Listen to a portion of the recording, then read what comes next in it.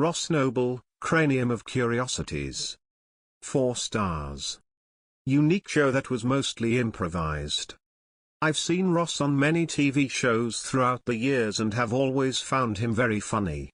I'd never seen him live, but had once tried to watch a DVD of his stand-up and couldn't get through it. So I was unsure whether I'd enjoy last night's show, which went for about 2 hours including interval.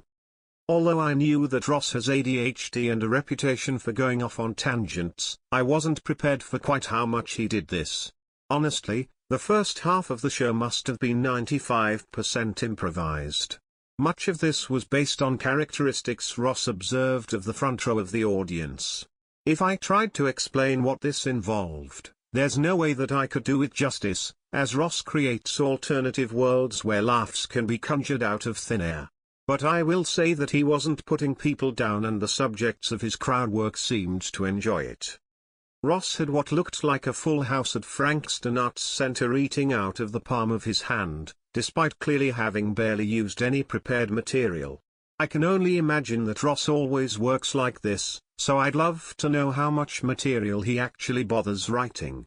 Presumably if he prepared, say 100 minutes worth, he could easily only use 30 minutes of it.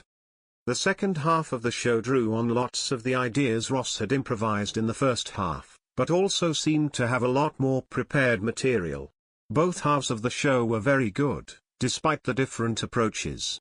I personally preferred the first half, whereas my favorite human who was with me, preferred the second. Ross is now touring this show and I'd certainly recommend it, but every performance will surely be very different. He's an absolute one-off and I look forward to seeing him again.